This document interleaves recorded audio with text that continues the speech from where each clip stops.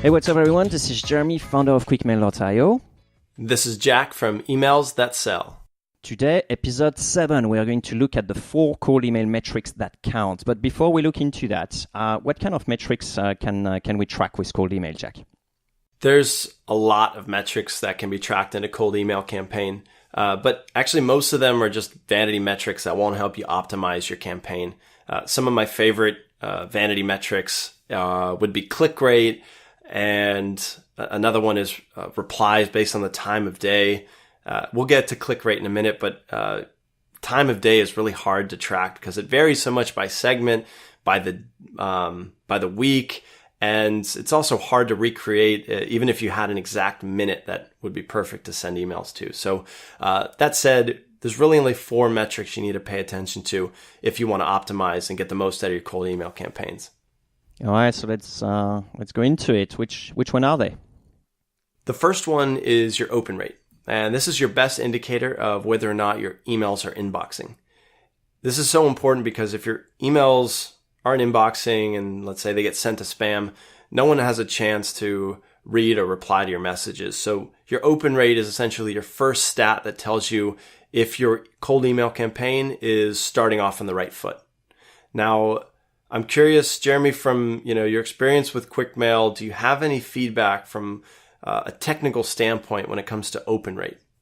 Yeah, absolutely. I got 2 things, actually. The first one is it's not bulletproof. It's based on an invisible image that is placed in your email. And when you're sending that to a prospect, that prospect may have an email client that doesn't load images. In fact, you can even configure that into Gmail if you wanted to.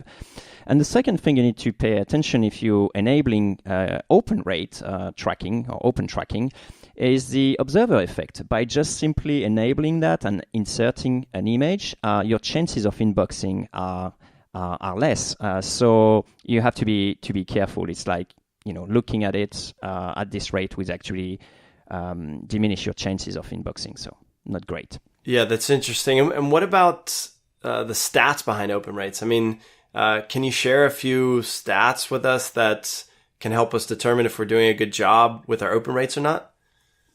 Yeah, absolutely. In fact, I've been looking at the last 15 million emails sent with QuickMail to extract a graph, and I'm going to share that graph in the show notes. But basically, it's a very interesting shape. Everything you can see that everything above 60% is absolutely great. That's where you should aim for. And there is another zone below 40% where it's kind of risky to be in. It means that you're starting to get into spam list, and very, very quickly you're going to drop to 0. So, pay attention at that 40-60%. Try to stay definitely above 40%.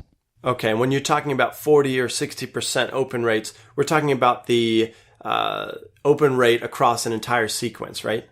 Absolutely, yes. Okay, so the second metric that we need to pay attention to is your adjusted reply rate. So your reply rate is great, but an adjusted reply rate will tell you more information. It will tell you the number of replies that you're getting based on the amount of people who actually opened that message. So it's a far better indicator of how well that email is performing, because it takes out of the equation open rate, and it will just give you an apples to apples comparison if you want to see which email is getting a better reply across different campaigns. And a quick sort of example of this is, let's say you have 2 emails you want to test and you send both of them to 100 people each. If they both get 10 replies back, then your global basic reply rate will tell you that they're equally as good. But if you took a closer look, you might find out that, one message got half the opens the other did. So therefore the adjusted reply rate would be double the other email. So it's just a better indicator especially if you're doing A/B test, you'd want to pay attention to adjusted replies. Okay, so can we go back to QuickMail for a second? Because I'd love to hear if you had any trends or stats related to reply rate that you could share with us today. Yeah, absolutely. I'm going to put it into the show note as well. But you can see there is a really strong market, 20%. Everything above 20% is sort of like exceptional results. You got the 1% of all the sequences, and it's thousands of sequences, of course. But you can see like 1% got even 60% reply rate. But that's more like exceptional. So for anyone out there who's interested in maybe taking their campaigns from a 10% reply rate to a 20% reply rate, you can do that most of the time by making small tweaks in your email copy, or maybe adjusting the job titles that you might be reaching out to. Small tweaks can get you up to 20%. But from experience, it seems like if you want to go beyond 20%, that's going to take a more dramatic shift in your strategy, maybe changing your offer up completely, maybe changing how you package that value proposition in those emails a little bit more drastically. So you can do small tweaks to get to 20, larger tweaks if you want to move beyond that. But that brings us to our third metric that you need to be tracking in your email campaigns, and that is your positive reply rate. This is going to tell you two things. But before we get into that, just want to be clear, your positive reply rate is simply your ratio between positive replies and negative replies. This is going to tell you, A, if your list is a good fit for what you have to offer, and B, how compelling your value propositions are in your emails.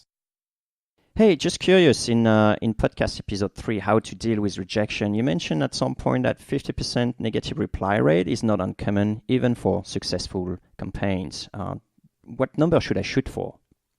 I'd say that's a good starting point. You should be aiming for 50% and above. Anything less, it tells you that you need to, again, go back to your list, go back to your value propositions, and rework it so that you get an above 50% positive reply rate. But something to keep in mind is we're not optimizing necessarily for this metric here. It's just an indicator of how many positive conversations we've been able to start with a campaign. Got it. So tell us, what is the last metric? The last metric you need to check is your bounce rate. Now, this is doubly important for new campaigns. So if you've just set yourself up with a new quick mail account and you want to test out cold email, this is going to be a big factor in whether or not your emails end up getting delivered properly or not. Now, this also goes for those of us with more mature campaigns, because your bounce rate tells your email service provider, like Gmail, for example, it's a good indicator of whether or not you're a spammer, and therefore you're going to want to keep this bounce rate below 5%. You can do this by using a tool like BrightVerify. As long as you use BrightVerify to help you scrape and remove all the other undeliverable or risky email addresses, you should be able to hit a 5% or lower bounce rate. Okay, that's cool. Before we close this cast, I'm curious about click rate. At the beginning, you mentioned that this was a vanity metric. I know a lot of marketeers, use that constantly. So what makes you think it's a vanity metric here? Well, it's a vanity metric for cold email. And this is the key word here, because traditional email marketing does track and optimize for clicks, but the goal of a cold email, as we've mentioned in other casts, is to start conversations here. So if we optimize for clicks, we might do something like add in multiple links into a single email. Just by doing that alone, we almost ruin our chances of inboxing properly, because we've got a greater risk of getting flagged as spam.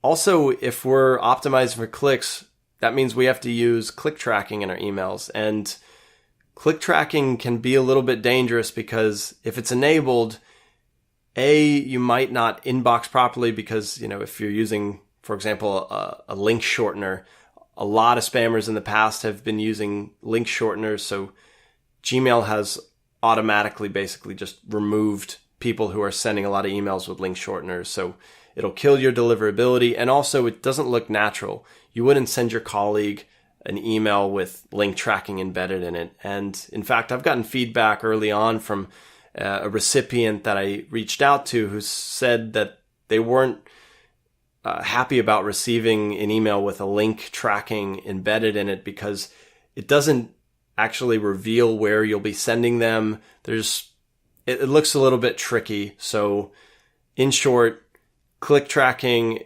optimizing for clicks is not going to help you start a lot of good conversations with your cold email campaign. So go ahead and ignore that and instead focus on those 4 metrics to track in your cold email campaign. And that's it for today. Jeremy, great cast. Awesome. Thanks a lot, Jack.